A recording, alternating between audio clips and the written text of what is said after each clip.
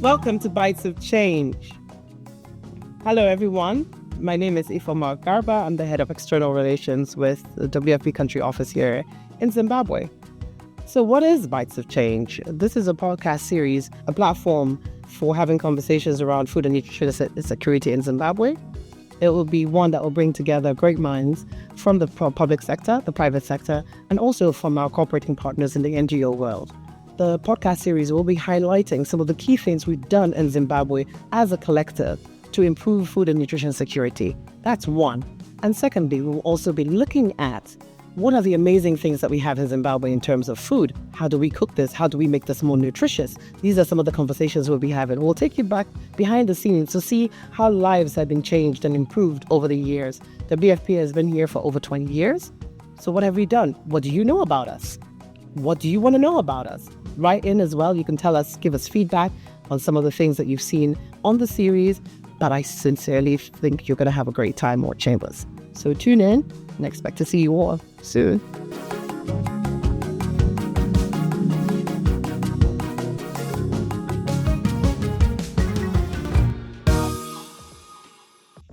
Welcome to Bites of Change, the World Food Program podcast exploring partnerships, innovations, and just the ideas that are shaping a more resilient food systems in Zimbabwe.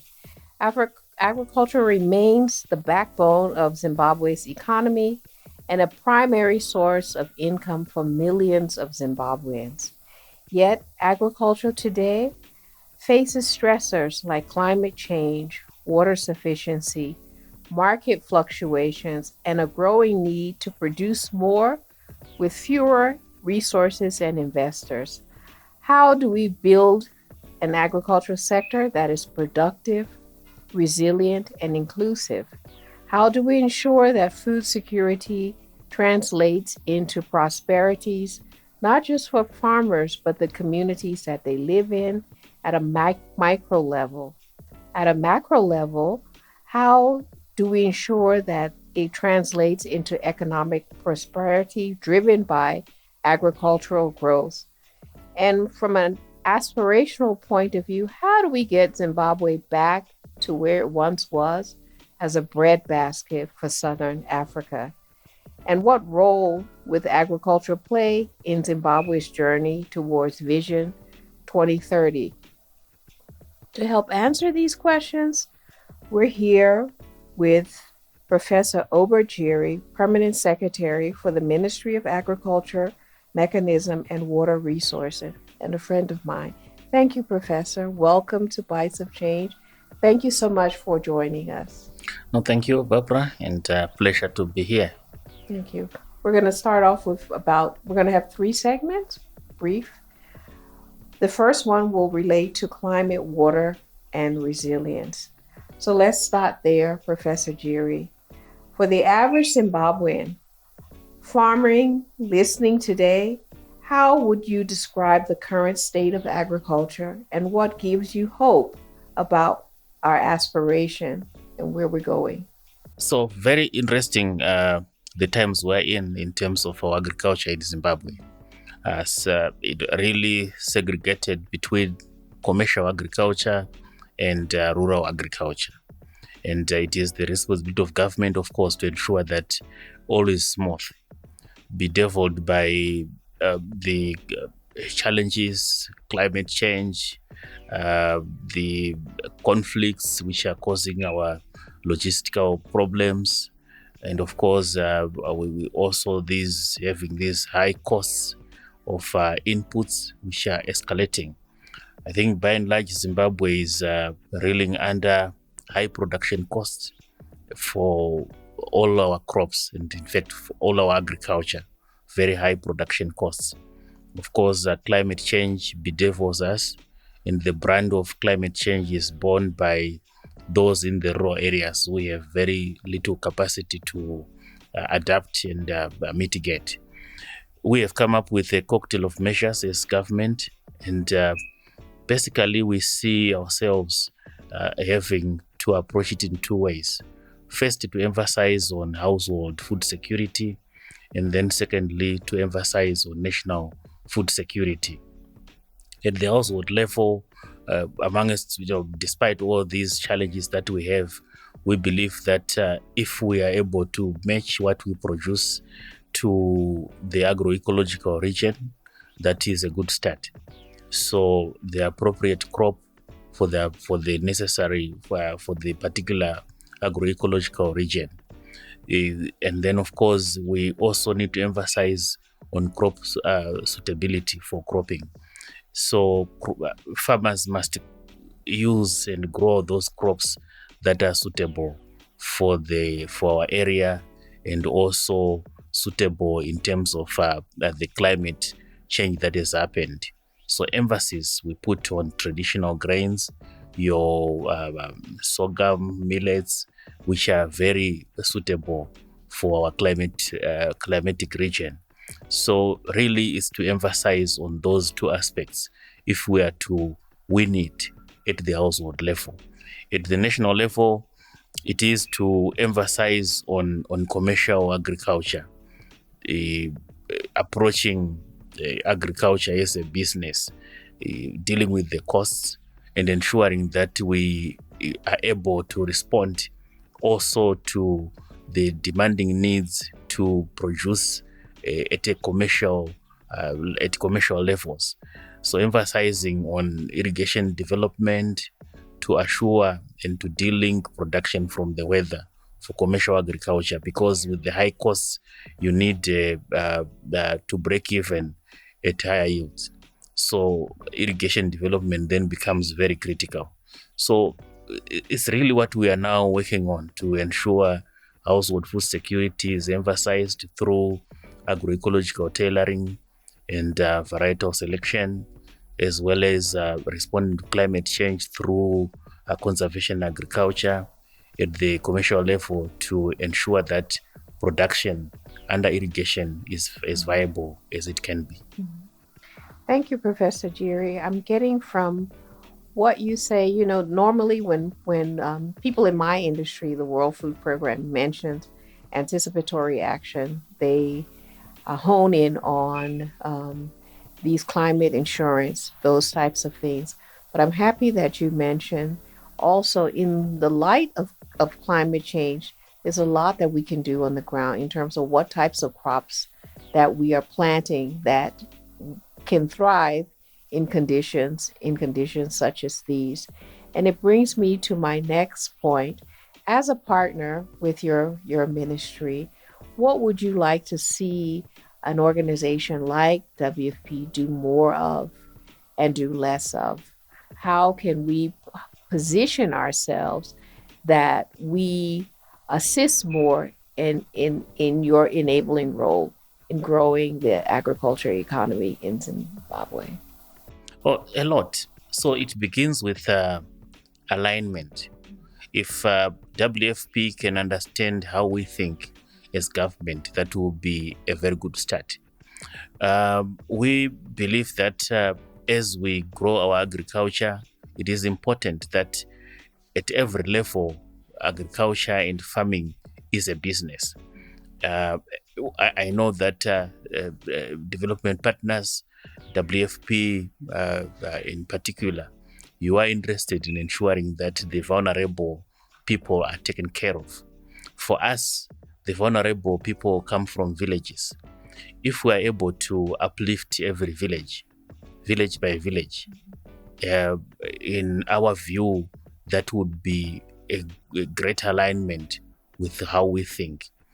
We believe the 35,000 villages that are in Zimbabwe, if we uplift each and every one of them, we then are able to ensure Zimbabwe is uplifted. So the focus must be on what we do in the village. You have seen us focus in terms of our programming on village business units. Those are not just nutrition gardens that you used to call them in the past. These are centers of production. They are centers of employment. They are centers for livestock interventions. These are where the value of the production and value addition must start. So when we look at that production emphasis at the village level, the village business unit must be able to produce at least a third of the village food requirements, and of course almost 100% of the nutritional requirements of the village. That's a good start for us. The rest, of course, would be met by what the households themselves do. But not only that, we think that we emphasize as government on production, which is the basic food security tenet. But more than just availability of food, it is the value addition that must happen. And there we believe WFP can play a major role to ensure that what is produced in the village can be semi-processed, semi-value added. That will not only ensure value addition of the products, but it will also ensure creation of jobs and improvement of livelihoods, which is, as government, as a Minister of Agriculture, we may not get to those levels where we emphasize on employment or emphasize on value-added products, but we emphasize on production. You can also then take it up from production to the value addition as we improve the lives of the people in the village.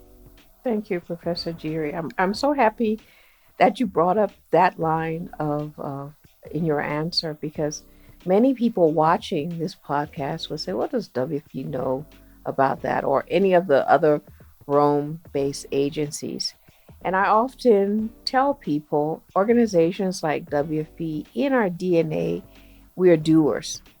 And what happens to most doers, they run into a problem and they do. We don't talk about it much, the work that we have done, but we've done a lot of work in development. And one of the, I would say, the selfish reasons for WFP to even start this podcast is our engagement, our stakeholder engagement leading up to our presentation of our new country strategic plan. We go to the executive board in November, and part of that, we have to demonstrate that we did stakeholder engagement. Now, in the past, we would only do that bilaterally with your ministries or other ministries and other UN agencies, but we thought to do this podcast to bring this to the larger audience of Zimbabwe, to demystify what they may know about WFP.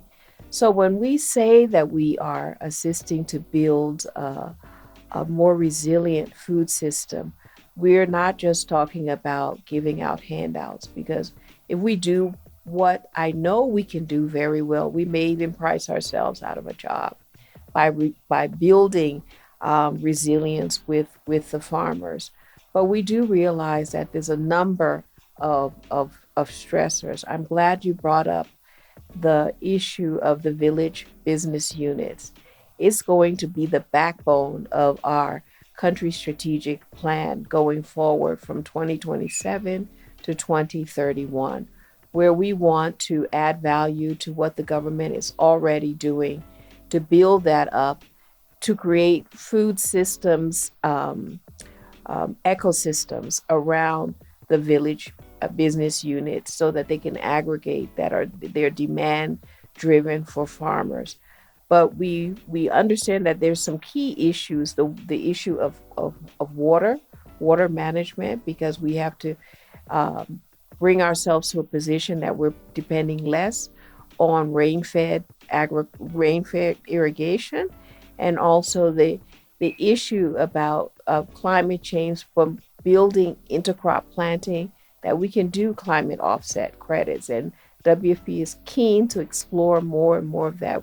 We've done so in other countries, and we would like an explanation from you or from the ministry to shed some light on those efforts around the village business unit.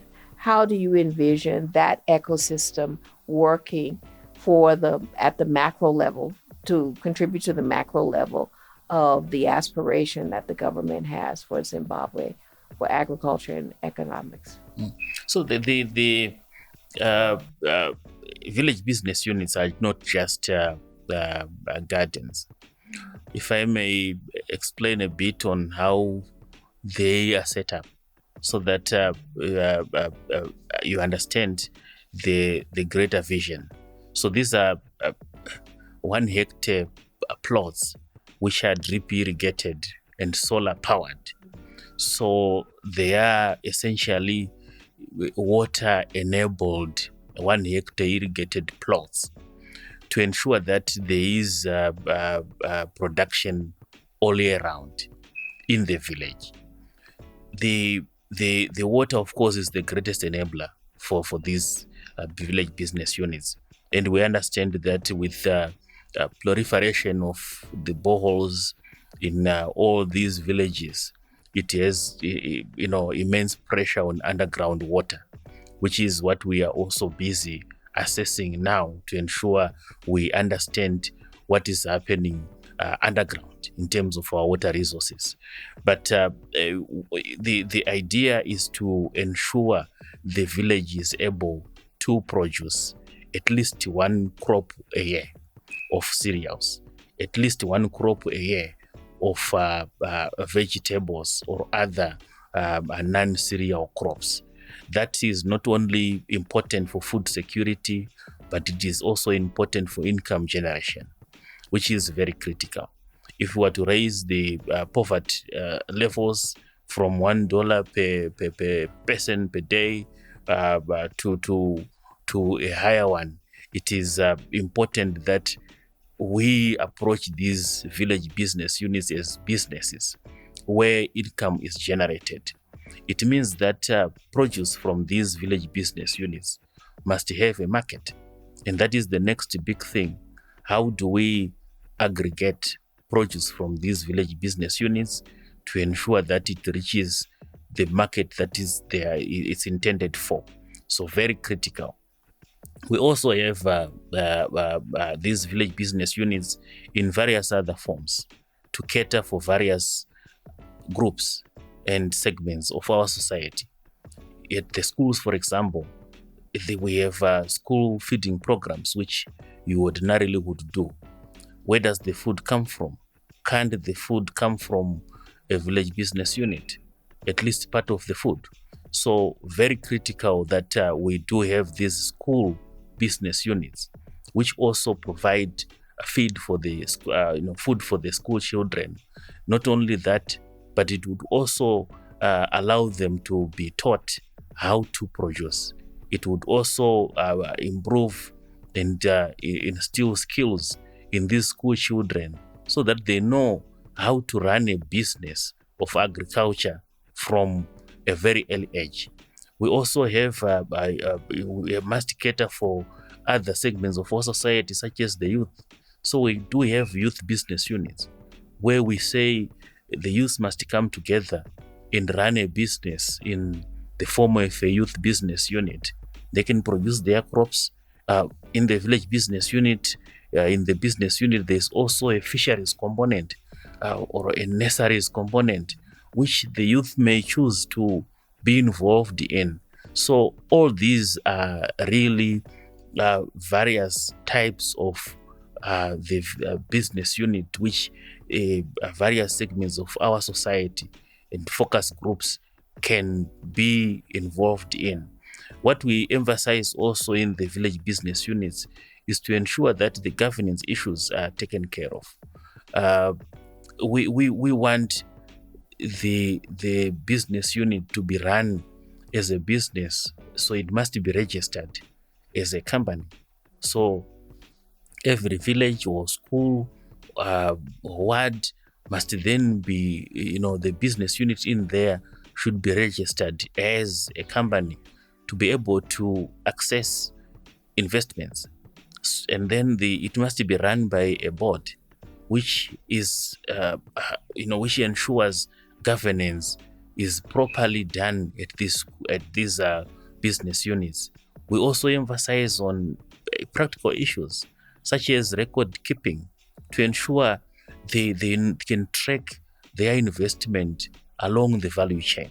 So very practical, if we must say that these business units really bring such a nomenclature to a village, to a school, and to an area. So agriculture doesn't just become government responsibility, but it becomes what the village itself can do to uplift their own livelihoods, but also to contribute to the greater economy. So the village is a center of the business of agriculture. And if we do that, we'll then be able to follow through and work together with you in terms of wherever you can be able to intervene along the value chain. Thank you, Professor Jiri. You have really mapped out the challenges that we face. What is the building block as we close this segment, and as a roadmap for where we're going in the next segment? We want to look at the pull factor, the demand side of that, because definitely you can see the when we don't have that in place, you see a proliferation of people coming from their farms, subsistence farming, and selling on the side of the road. We don't want that. So we need to grow the demand side of those value chains informed by the village business unit. I look forward to speaking with you about that and what will be WFP's role in creating that demand. Thank you.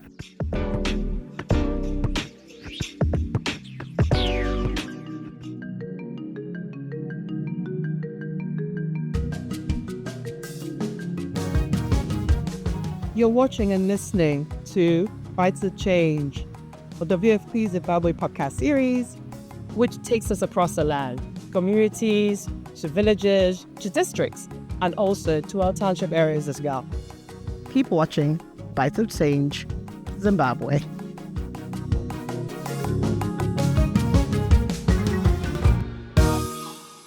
Across the world, there are places where nature speaks and everything else falls silent. Victoria Falls, Musi, the smoke that thunders, where Zimbabwe reveals itself, majestic, timeless, alive. Highlands, valleys, ancient stone cities, endless rivers. But this story is more than beauty. Once, this land fed a region, a breadbasket of southern Africa, fields of maize, wheat, and sorghum, abundance without question. Today, the rhythm has changed. Droughts stretch long, rains come late or not at all. Fields strain, water runs dry. Yet, across the land, something endures. Resilience, farmers adapting, communities rebuilding, new ways of working the land. With the government of Zimbabwe, WFP, FAO, and IFAD assist in strengthening the foundational building blocks of food security, ensuring food is available, accessible, safely utilized, and that food systems remain stable in the face of shocks. Water restored, innovation scaled, futures replanted. This is not just recovery. This is a nation rising, Zimbabwe reclaiming its place.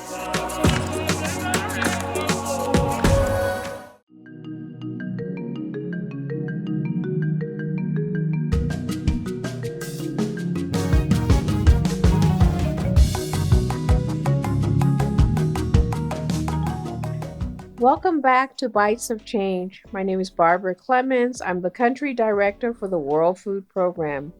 We're joined today by Professor Jiri from the Ministry of Agriculture, Mechanism, and Water Resource Development. He is the permanent secretary there. Welcome again, Professor Jiri. We have, in the first segment, outlined some challenges that we have in the agricultural sector. The aspiration of the government of Zimbabwe lined up some of the building blocks that we need to grow our agricultural system and therefore contribute to the food security situation in Zimbabwe, highlighting what some of those challenges are. And in closing, I think we come to a common understanding that Zimbabwe indeed can become a breadbasket again. We have all the building blocks necessary. One of the key things that we have to work on is the demand side of that and the market side of that, that when we grow our produce, when we're producing, the uptake. We know the role that WFP historically had played in the uptake of food. We had a procurement hub here where we were not providing food assistance in Zimbabwe. Instead, we were procuring most of our food for the Southern Africa and the Great Lakes state of Africa from Zimbabwe. It is an aspiration of WFP to get back to that again. It's enshrined in our new country strategic plan that will run from 2027 to 2031. So let's see between the two of us, how can we tackle some of the issues that will strengthen market access, strengthen investments in Zimbabwe agriculture, and what's in your planning at the ministry that will be an enabling force in growing that sector, in growing those markets. And then how do you see WFP role in that? So every time that when you are driving along the road, you see people selling by the roadside. To me, it talks of market failure. And that's the starting point where we must have organized markets. So in our programming, what we emphasize on is to ensure that we really approach the entire value chain and ensure we are able to provide the appropriate market for produce.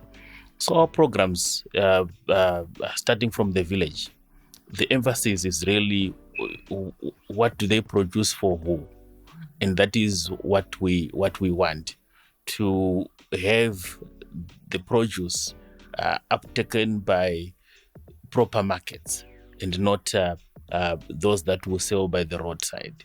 So that's the emphasis to start with. So exploring markets is a big emphasis that we have in the ministry to ensure appropriate markets are obtained for produce right from the village up to from commercial production. If you have seen our efforts in terms of markets, opening up markets for the bigger producers in blueberry, we are able now to send our blueberry to China, even the biggest markets. That shows you the gap. Our production for blueberry is probably our entire country production for blueberry is probably just breakfast for less than a tenth of the Chinese population. Our production for citrus, the entire country is probably just enough for one breakfast in China. So market is really a big issue for our production. But it's also important to be able to produce more efficiently. We need to be able to modernize our production systems. When we talk about village business units, we don't want subsidiary production in there. We would want them modernized. First, by using the appropriate tools. We would want these small tractors, your 25, 50 horsepower tractors for each village business unit, which will not only service the village business unit, but will service the entire village. That will modernize the village. So our agriculture must be modernized by ensuring that we avail the correct equipment and correct pieces of machinery for use in the villages. We also must embrace modern technology, these digital tools. How do we track production in each village business unit, in each village? How do we account for production? How do we link with the market using digital tools? So digital inclusion plays then a very critical role in our endeavor to modernize our agriculture.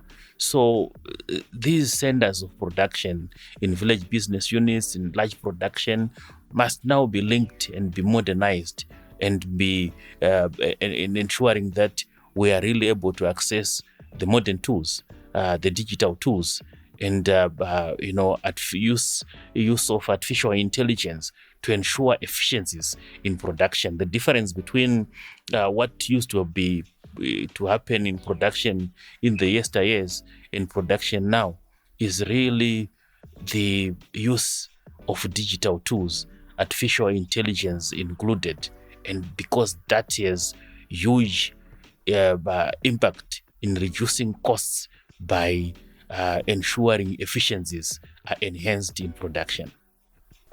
Thank you, Professor Jiri. Although we haven't said it explicitly, but I think both of us have danced around this. The role of government is clear as very enabling. The role from our industry at WFP is to be a partner of choice with government and also to assist. We don't do anything on our own.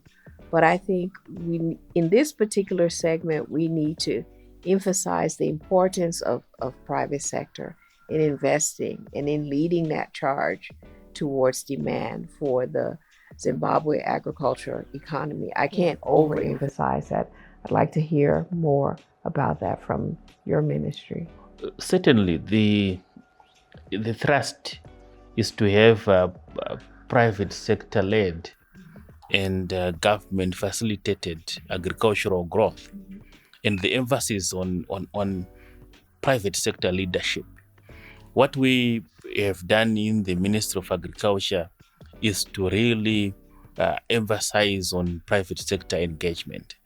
We do have 18 working groups with various private sector players, from farmer unions to associations of input suppliers. And we meet with them some every week to ensure that we have that facilitatory role to enhance production. So certainly for us is to emphasize on private sector leading all the facets of the value chain, including the development of our blueprints. Private sector must be taking the leading role, because eventually it's the business that we want them to see in agriculture. So they must be taking that lead in production, in processing, in marketing, and along the value chain. So certainly for us, going forward, we see the development partners as strategic partners for that matter, to provide that extra eye that we don't have. We see ourselves as government as providing that bedrock to facilitate business, and we see the private sector as very important business people who must be leading agriculture from the front. So when we set up all these interventions, it is the hope that the private sector will pick up. Government alone can never be able to do 35,000 village business units, 9,800 school business units, 4,800 youth business units. Government simply doesn't have capacity. But it is for private sector to see business in these interventions, which will carry the day for growth in the agricultural sector. Thank you, Professor Jiri. You know, I've been with WFP now over 20 years. And I remember, and I came from the private sector. I came from banking. And when I first joined WFP is when they first started having conversations about the role of private sector.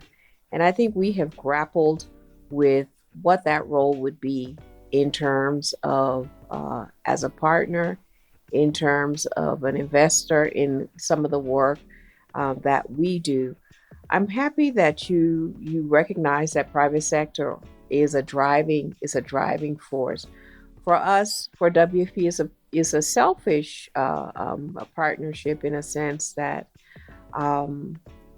not from just a corporate sustainability or giving back to the community, but really getting private sector to see that our advocacy in terms of food security. Before I get into that, when we talk about food security, WFP recognizes that there is enough available food globally for no child to go to bed hungry. But we also know that not every child have equal access to that food, no matter where they're born. And even if they were to have equal access, the cultural norms, how we prepare that food, they don't always get the micronutrients that they need from that food. And then lastly, and I think this is the backbone of the private sector, the sustainability factor to ensuring that that cycle, everybody gets the right benefit at the right time, always. So we're just beginning, I would say, within the last 5 years to get that narrative correct, because many of us don't have the background to talk to private sector. In this segment, I really want to emphasize that message to private sector in getting involved. Yes, it's from a profit-making perspective, but more importantly, if people are food insecure now, it's going to have a direct effect on them in your bottom line later. When people are food insecure, they don't have access to income, they don't have access to other resources. And those resources are needed to grow private sector businesses. Even if they're not involved in agriculture, they should be very interested in the state of affairs in terms of food security and how they can contribute to that. And I think one of the partnerships that we will have with your ministry is really emphasizing that point. It's not just from a perspective of making them feel good, but they must get involved. It's really key. So for me, the collaboration, I'd like to hear from you. What is, from your perspective, what would you like to see in terms of our collaboration with the private sector, with you? Because I'm struck as I go to speak to you sometimes at your ministry, I learn more and more who's involved. And it is overwhelming at times how many of these micro initiatives that are going on, and how we lose momentum for impact when we don't coordinate and collaborate with each other, with you as the enabler. And I'm sure that's a challenge for you as well. Certainly. So it is to be able to engage with development partners like yourselves and private sector partners and the government, of course.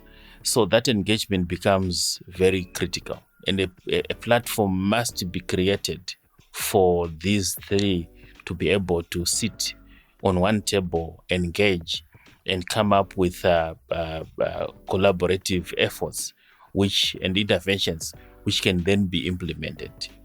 In the past, we used to see government running on its own, implementing programs.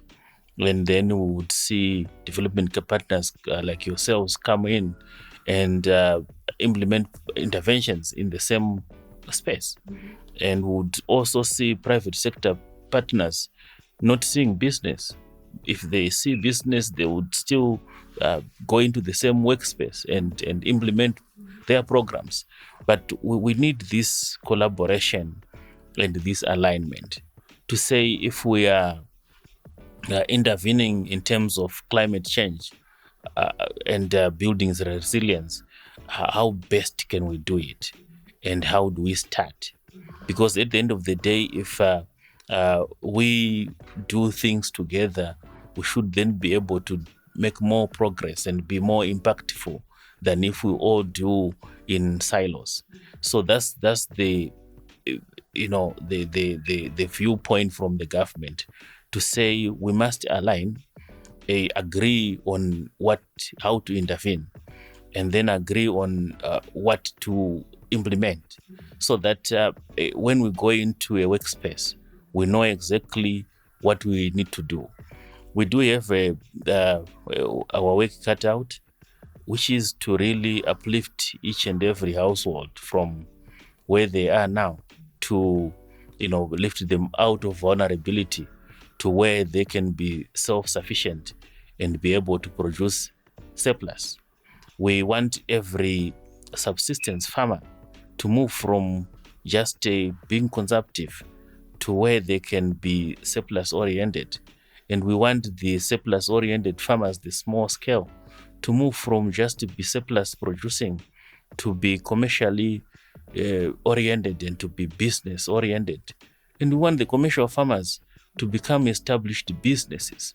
And that continuum allows every one of us to have an intervention point where private sector, who ordinarily want to see the color of their profits, can go to the business people who are the commercial farmers and already be able to intervene at that level and peg their profits at that level.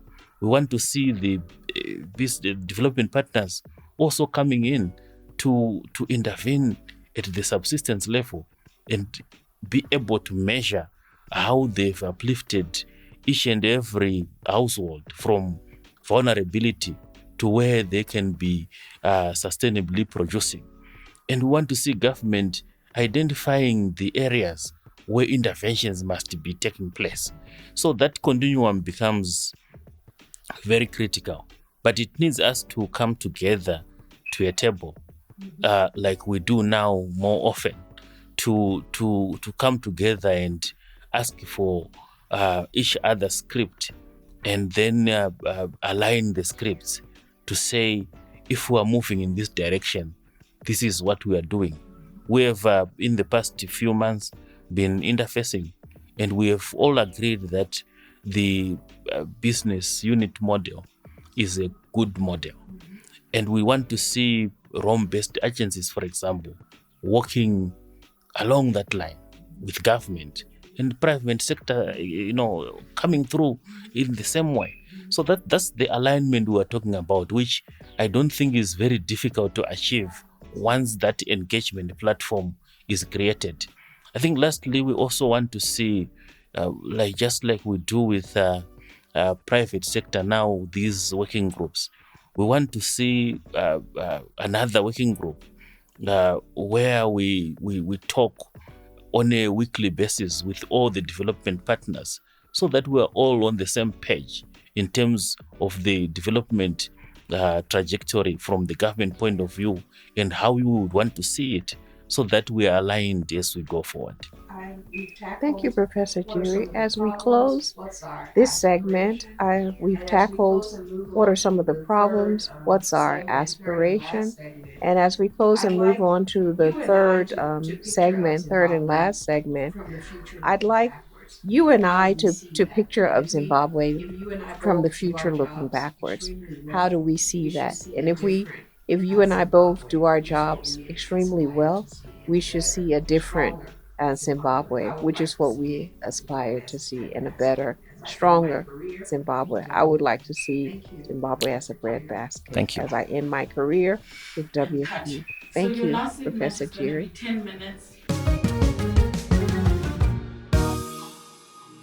Hello once again. We're still watching Bites of Change and listening to Bites of Change, a WFP Zimbabwe flagship podcast program.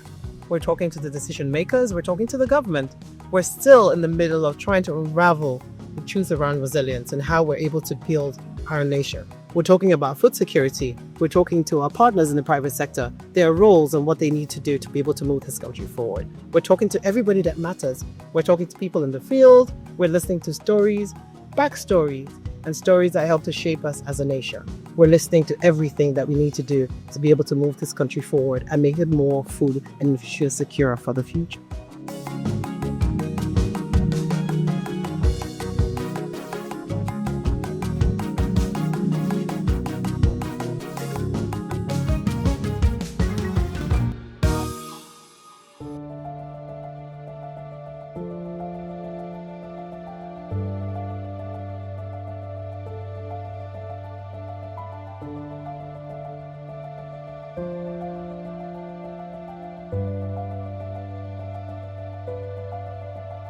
Isu toda kunyanya kutenda nokuti chatasirwa ruzivo rwakakosha rwamahara kuya kupiwa ruzivo chinhu chakakosha wakupa ruzivo wakuda nokuti denhe rako iro rogara rakazara uchingotora uchingonokora rugare uyaiwe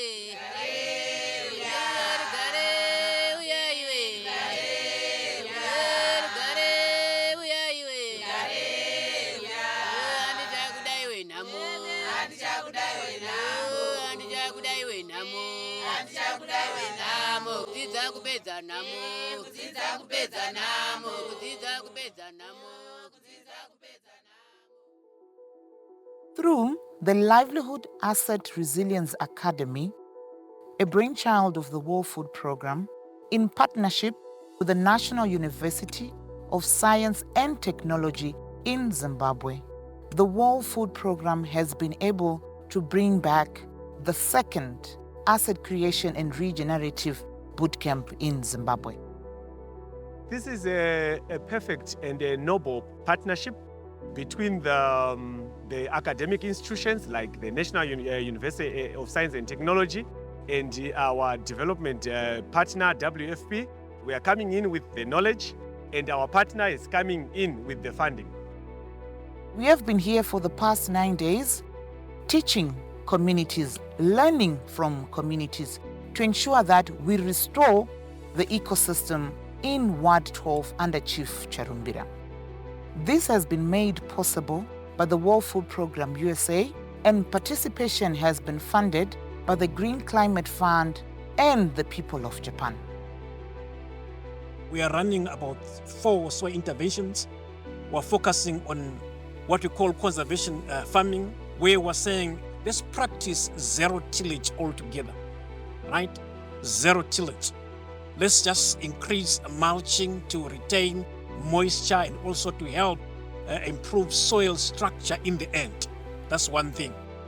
We're also saying in degraded environments, why can't we try contours? Why can't we try some deep trenches? Why can't we try some half moons?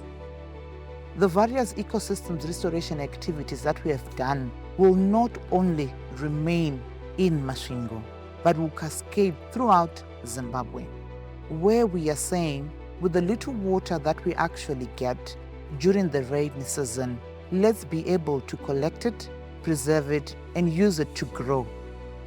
As a country, we are currently being affected by harsh weather conditions. The agricultural sector is the one that is mostly impacted, as we know that the Zimbabwean community at large is mainly dependent on the agriculture sector. We appreciate the partnerships that we have.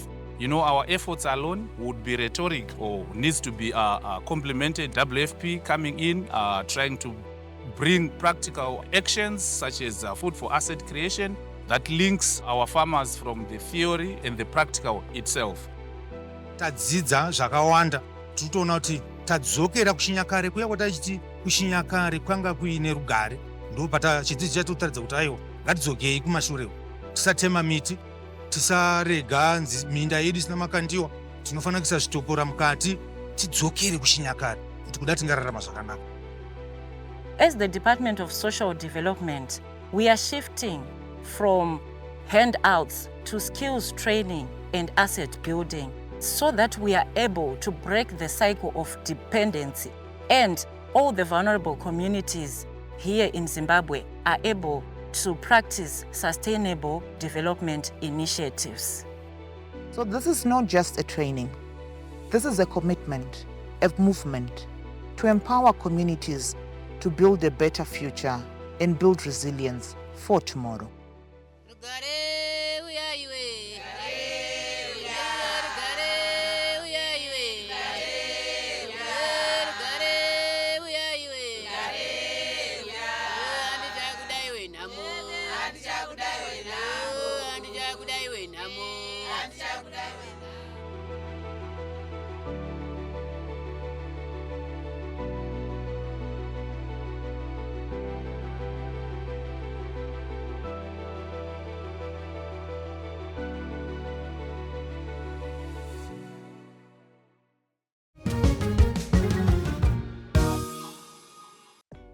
Welcome back to Bites of Change. I'm here with Professor Jiri, Perm Secretary for the Ministry of Agriculture, Mechanization, and Water Resources Development.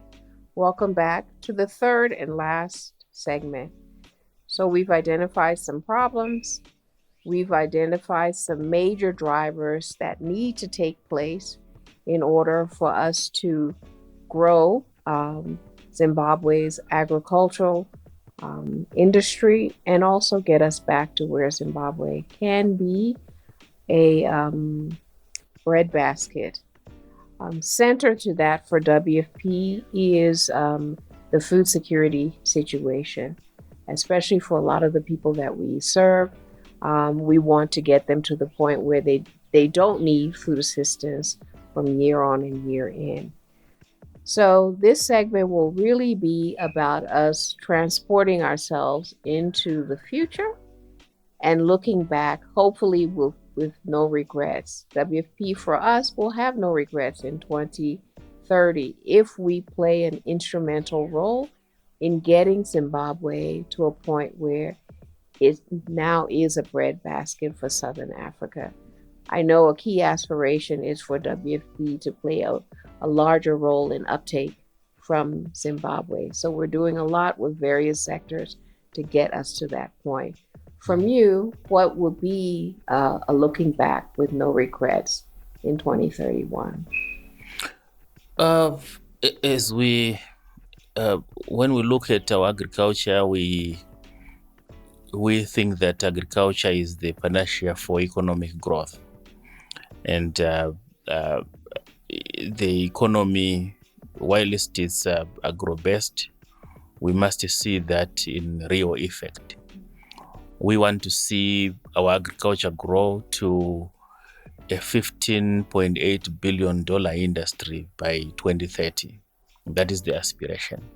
And that is driven by a focused approach, a value chain approach, focusing and emphasizing on leadership in food security, which you say a breadbasket status, which we don't like.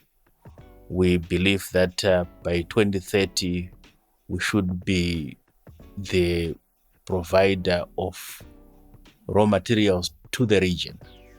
So the country Zimbabwe must be a producer of raw materials, a leader in value addition in the region.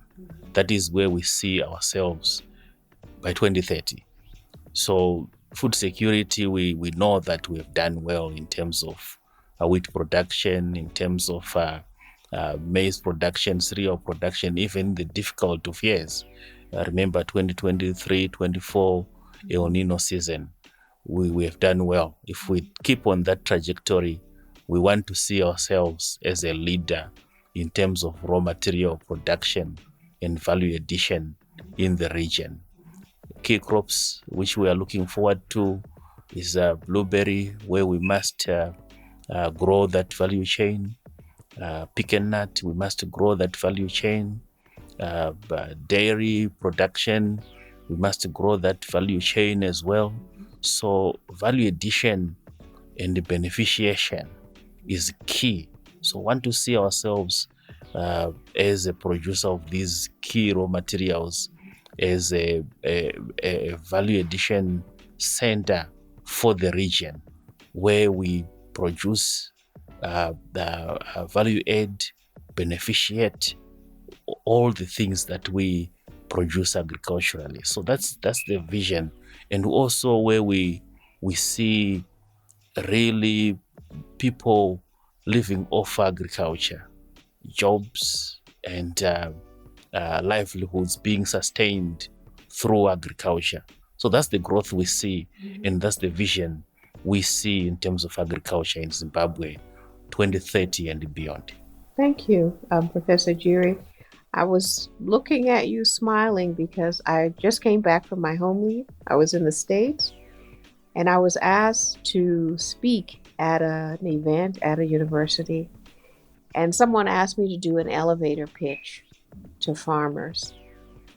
And they asked me about Zimbabwe. What struck me is that many people did not know anything about Zimbabwe, except for the snippets here and there that they hear in the news. Surprised many people to know it's an English-speaking country, huge youth workforce.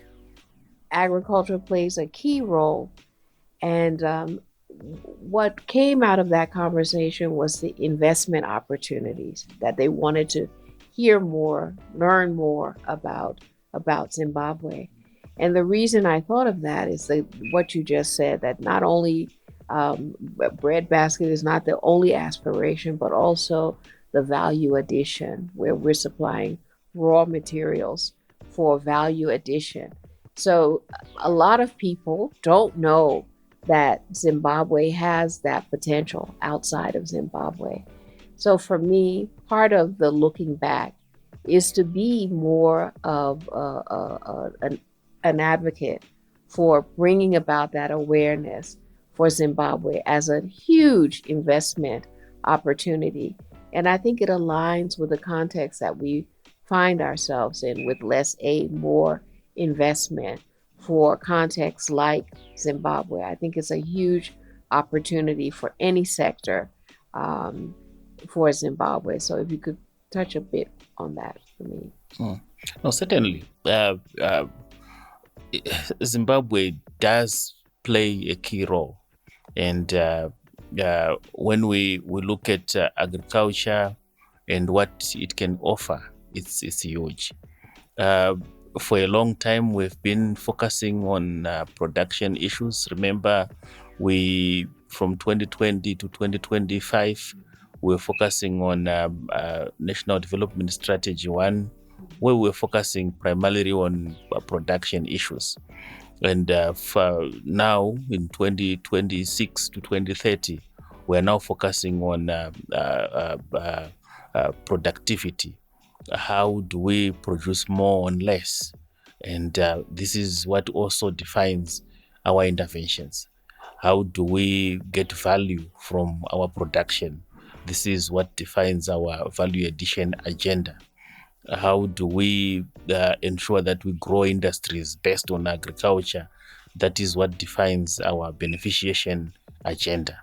So certainly we are looking forward to ensure that people understand that Zimbabwe just doesn't have the production climate that is the best in a lot of countries.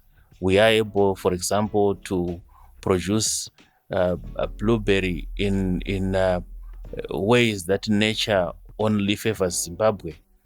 Producing the best blueberry in terms of quality and size, producing the earliest blueberry which is required on the market, getting there 2 weeks before, and lingering on the market, the international market, 2 weeks after the major producers have left the market.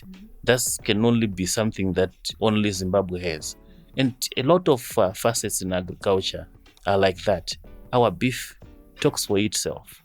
We want to go back to the areas and the years where we still can be able to produce a lot of our beef and export it to the major markets.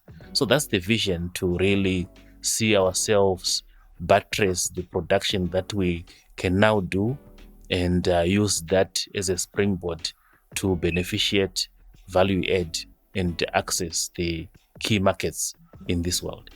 Thank you, Professor Jiri, for joining me today and for discussing with me the food security situation in Zimbabwe. What are some of our common aspirations and the challenges that we're facing and the things that we have to do to grow the agricultural economy in Zimbabwe. We welcome this conversation. We see you at our board. We value the partnership that WFP has with your ministry, and we look forward to working with you in the future in solving collectively some of the problems that we are facing in Zimbabwe. Thank you again for your time, and thanks for joining us. No, thank you, Barbara, and we look forward to more collaboration. Today's conversation with Professor Jiri reminds me that no one partner can solve the problems that any country face. We need each other. We depend on each other. And more so importantly, the people that we in the communities that we are accountable to need us to understand that so that we can help them achieve food security for all. We thank you for joining us here at Bites of Change. We look forward to advancing these conversations, to demystifying the work that WFP does in Zimbabwe, and also to show you some of the innovative things that WFP is involved in Zimbabwe. We look forward to hearing from you. Please continue to join us, and thank you once again for tuning in.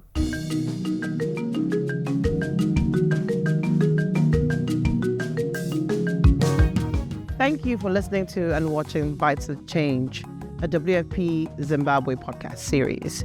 I know you had a great time listening to this and watching it as well. We hope you tune in next time. And before the next episode, if you need to get in touch with us, please look at the numbers on the screen and the email address as well. If you have any feedback for us and you want us to discuss anything else, do get in touch with us. We're always here to listen, just like we're always here to serve. Join us next time. Thank you.